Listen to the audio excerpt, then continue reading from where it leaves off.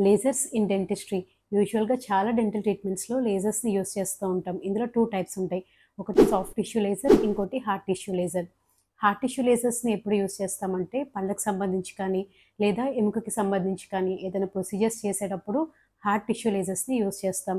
అలా కాకుండా soft tissue లేజర్స్‌ని ఎప్పుడు యూజ్ చేస్తామంటే చిగుళ్ళకి సంబంధించి కానీ, నోట్లో ఏదైనా సాఫ్ట్ టిష్యూస్‌కి సంబంధించి వాటికి ప్రొసీజర్స్ చేసుకోవాలి అనుకున్నప్పుడు సాఫ్ట్ టిష్యూ లేజర్స్‌ని యూజ్ చేస్తూ ఉంటాం. లేజర్స్‌కి ఉండే మెయిన్ అడ్వాంటేజెస్ ఏంటంటే నార్మల్ సర్జికల్ ప్రొసీజర్స్‌లో బ్లేడ్‌ని యూజ్ చేయడం జరుగుతుంది. సో, బ్లేడ్‌ని యూజ్ చేసినప్పుడు బ్లీడింగ్ అనేది చాలా ఎక్కువగా ఉంటుంది. అండ్ స్లైట్ పేషెంట్ డిస్కంఫర్ట్ కూడా ఉంటుంది. అండ్ దీనితో పాటు అది ప్రొసీజర్ కంప్లీట్ అయిపోయాక పోస్ట్ ఆపరేటివ్ స్వెల్లింగ్ కూడా వచ్చే ఛాన్సెస్ ఉంటాయి. కానీ లేజర్‌ని గనుక యూజ్ చేసుకున్నట్లయితే బ్లీడింగ్ అనేది చాలా తక్కువగా ఉంటుంది. అండ్ పోస్ట్ ఆపరేటివ్ స్వెల్లింగ్ అనేది కూడా చాలా తక్కువగా ఉంటుంది. అండ్ పేషెంట్‌కి వచ్చే పెయిన్ అండ్ డిస్కంఫర్ట్ కూడా చాలా తక్కువగా ఉంటుంది. ఎస్పెషల్లీ ఏంటంటే, మనం నోరు సరిగ్గా క్లీన్ చేసుకోనప్పుడు తీసుకున్న ఆహారం అంతా పంటికి అతుక్కుపోతా ఉంటుంది.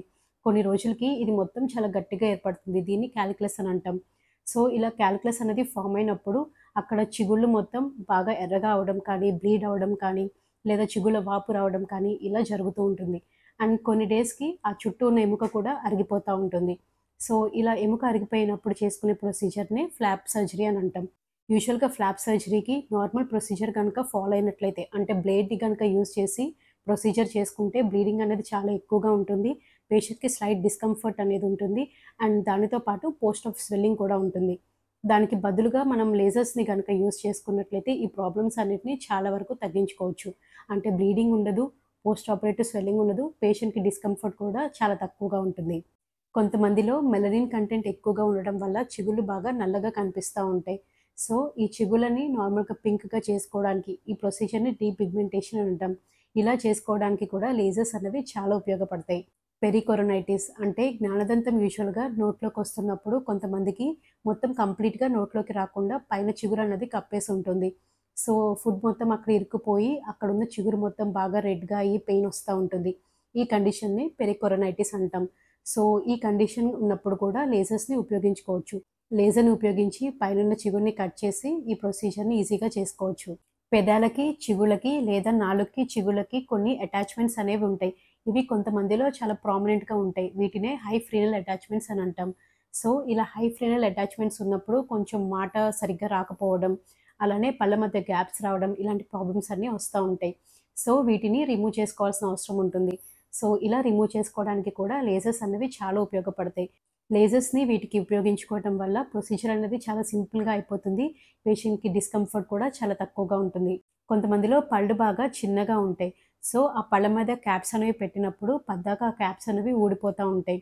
సో, పంటి యొక్క లెంత్ అనేది పెంచుకోవడానికి క్రౌన్ లెంతనింగ్ ప్రొసీజర్ అనేది అవసరమవుతుంది. ఈ ప్రొసీజర్‌లో ఏం చేస్తామంటే పంటి చుట్టూ ఉన్న గమ్‌ని కొంచెం రిమూవ్ చేసుకోవాల్సి ఉంటుంది. సో, పంటి యొక్క హైట్ అనేది ఇంక్రీజ్ చేసుకుంటాం.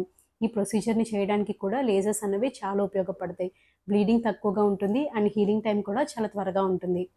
టీత్ వైటనింగ్ ప్రొసీజర్స్‌కి ఏదైనా పెరిడోంటల్ ఇన్ఫెక్షన్స్ ఉన్నప్పుడు అక్కడ ఏరియా క్లీన్ చేసుకోవడానికి కూడా లేజర్స్‌ని ఉపయోగిస్తా ఉంటారు. కొంతమందికి పైపైన క్లీనింగ్ మాత్రమే కాదు, లోపల చిగుళ్ళ లోపల కూడా క్లీనింగ్ అనేది అవసరమవుతుంది.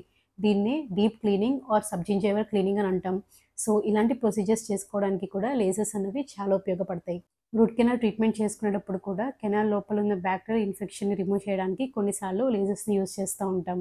సో, ఇన్ని అడ్వాంటేజెస్ ఉన్నాయి కాబట్టి మీకు ఏదన్నా జనరల్ సర్జికల్ ప్రొసీజర్స్ గనక మీ డెంటిస్ట్ మీకు ప్రిస్క్రైబ్ చేసినట్లయితే లేజర్స్ ఆప్షన్ ఆ ప్రొసీజర్‌కి ఉందో లేదో చెక్ చేసుకొని లేజర్ ప్రొసీజర్స్‌ని చూజ్ చేసుకోండి.